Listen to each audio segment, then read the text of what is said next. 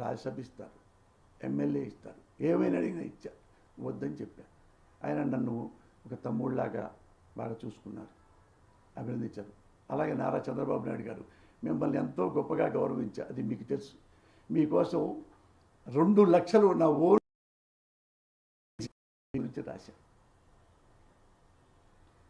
నారా చంద్రబాబు నాయుడు గారు చేసిన మంచి పనులు అని అట్ట లిస్టులు కూడా రాశా. మళ్ళీ మీరు పొరపాటు ఇచ్చినప్పుడు మనల్ని విమర్శించా. దాని గురించి ఇప్పుడు నాకే బాధ అయితే ఏం లేదు. కానీ నేను ముఖ్యంగా రాజకీయ నాయకులందరికీ నేను నమస్కారం చెబుతూ, ఇన్ని సంవత్సరాల పాటు నన్ను ఆదరించారు. అందుకని ఈ సంవత్సరం ఇక్కడి నుంచి, ఈ రోజు నుంచి నేను చనిపోయేదాకా నా బిడ్డల కోసం, నా కుటుంబం కోసమే నేను బతుకుతా. ఏ రాజకీయాల గురించి నేను మాట్లాడను. ఏ ఒక్క రాజకీయాల గురించి కూడా మాట్లాడను. నాకు బాగా నేషనల్ వైడ్ దేశానికి సంబంధించిన వాడు కాబట్టి నరేంద్ర మోడీ అంటే దేశభక్తుడు. అలాంటి వాడిని మాత్రం ఎప్పుడన్నా ఒక మాట అంటే చాలా గొప్పవాడండి, దేశభక్తుడు. ఆ మాత్రం అయితే అంట మన దేశం కాబట్టి, మన దేశభక్తుడు కాబట్టి, గొప్ప ఎవరెస్ట్ అంతా గొప్పడు కాబట్టి. అది కూడా రాజకీయాలు ఒకటే, ఒక దేవుణ్ణి ఎలాగ నన్ను ఒక భక్తితో నమస్కరిస్తాను. అప్పుడు ఎప్పుడన్నా మోడీ గారు కనపడితే ఒక నమస్కారం పెట్టుకుంటా, అంతే తప్ప ఇక రాజకీయాలు అనేది నా నోటితో నేను ఎప్పుడు ఒక వర్డ్ కూడా ఈ ప్రెస్ మీట్తో ఇది క్లోజ్. నా బిడ్డల గురించి క్లీన్గా, నా బిడ్డల గురించే. రాజకీయాల గురించి మాట్లాడను, రాజకీయాల గురించి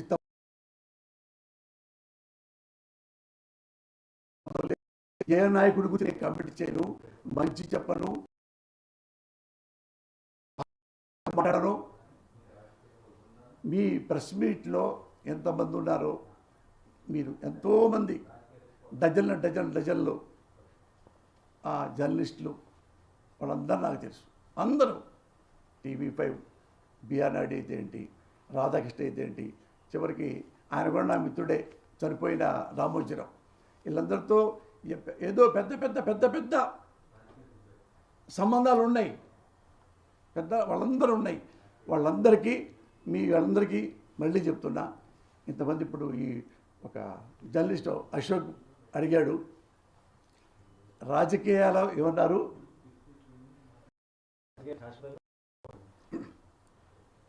రాజకీయాల గురించి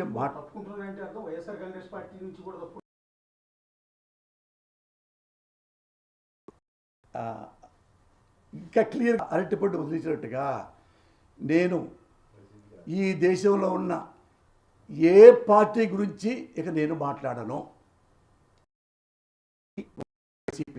నాట్ ఓన్లీ జగన్మోహన్ రెడ్డి గారు, నాట్ ఓన్లీ చంద్రబాబు గారు, ఎవ్వరి గురించి ఏ పార్టీ గురించి ఏ వచ్చినా సరే, టీవీలో వచ్చినా నా బ్రెయిన్లో వచ్చి రాజకీయాల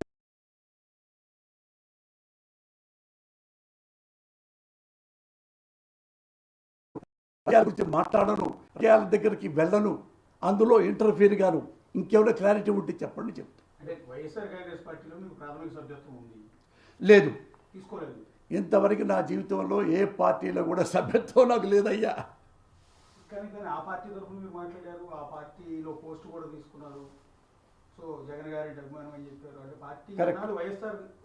జగన్ గారంటే ఇప్పుడు దాకా కాదు, నేను చచ్చిపోయేదాకా జగన్ గారిని అభిమానిస్తా. నన్ను అంతగా ప్రేమించాడు. తీసుకొని ప్రాథమిక సభ్యత్వం ఉండదని మీరు చూడండి. నేను ఎప్పుడు ప్రాథమిక సభ్యత్వం నన్ను ఎవరు అడగలా. నేనేం చేస్తానంటే చెప్పాక ఓటర్లాగే స్పందిస్తా. ఈయన బాగున్నాడు, ఈయనకి సపోర్ట్ చేస్తా, ఆయన బాగాలేదు సపోర్ట్ చేయను. ఓటర్ ఉంది. ఇప్పుడు రామారావు గారు అప్పుడు దాకా లంచాలు ఇచ్చారు, ఎవరు కాంగ్రెస్ వారు. ఈయన రామారావు మంచోడట, రామారావు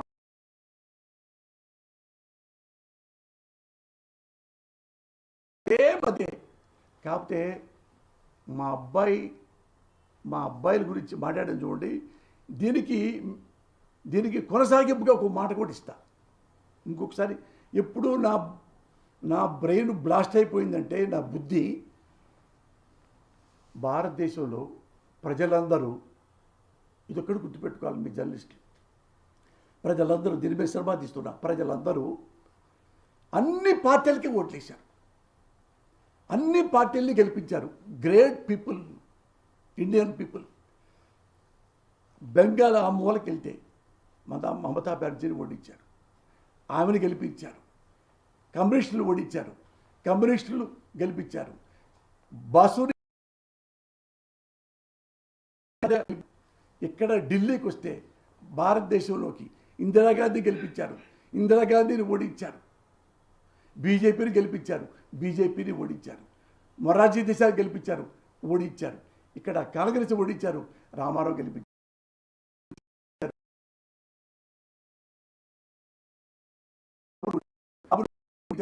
జగన్ గెలిపించారు, జగన్ ఓడించారు, మళ్ళీ బాబుని గెలిపించారు. అక్కడ నవీన్ బాబుని గెలిపించారు, మళ్ళీ వచ్చి బీజేపీని గెలిపించారు.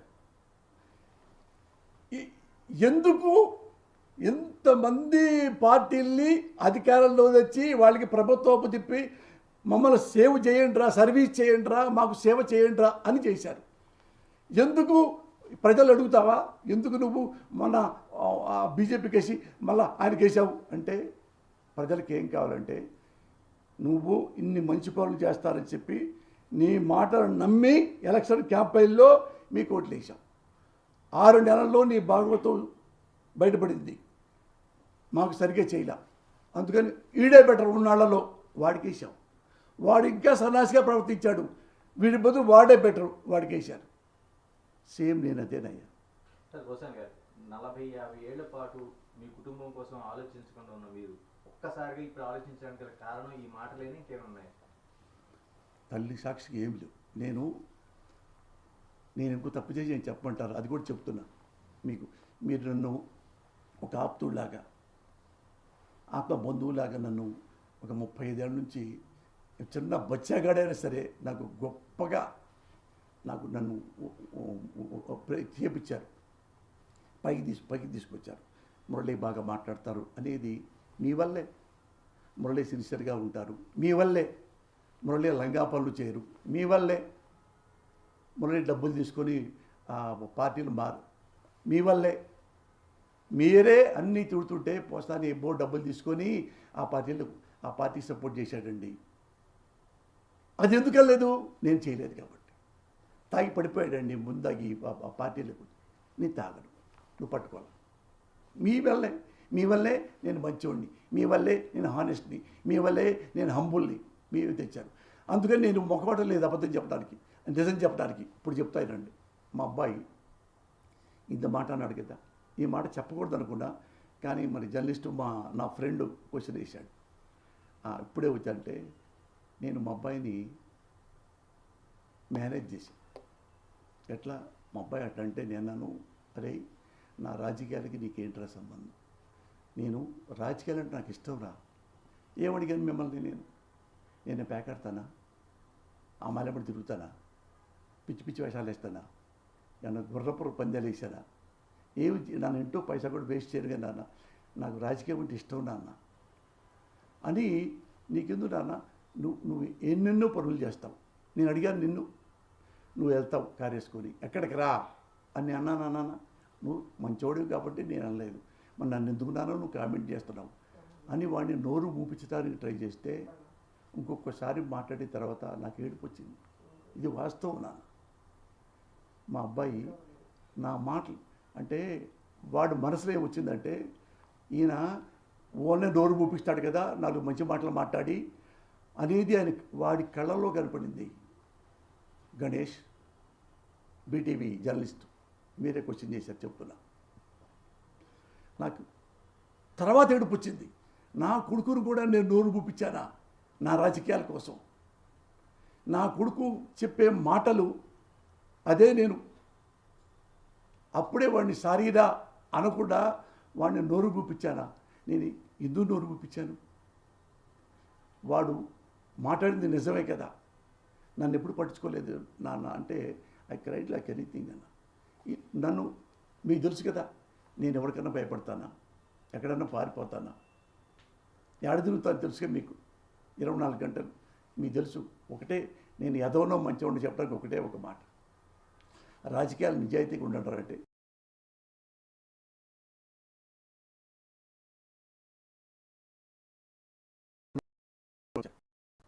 లో ఒక అభ్యర్థి 12 కోట్లు, ఒక అభ్యర్థి 11 కోట్లు డబ్బులు ఇవ్వటం, డబ్బులు పంచటం, మందు పంచటం, బిర్యానీ పంచటం ఏం చేసి నన్ను అడిగారు, సార్ మీరు ఎంత ఇద్దాం అనుకుంటున్నారు ఒక్కొక్క ఓటర్కి, నేను ఎందుకు ఇవ్వాలా, మరి అమాయకంగా మాట్లాడతారేంటి, డబ్బులు అందరు ఇవ్వట్లేదా, ఇస్తున్నారు, మరి మీరు, నేను ఇవ్వను, నేను మేము చెడగొట్టను, నాలాంటి వాడిని మీరు చెడగొట్టద్దు, చెడగొడితే ఒకవేళ నేను గెలిచారనుకో ఇంత డబ్బులు ఖర్చు పెట్టి చిలకలూరిపేటనే తినేస్తా, నేను తాగను, మీ డబ్బులతో తాగండి.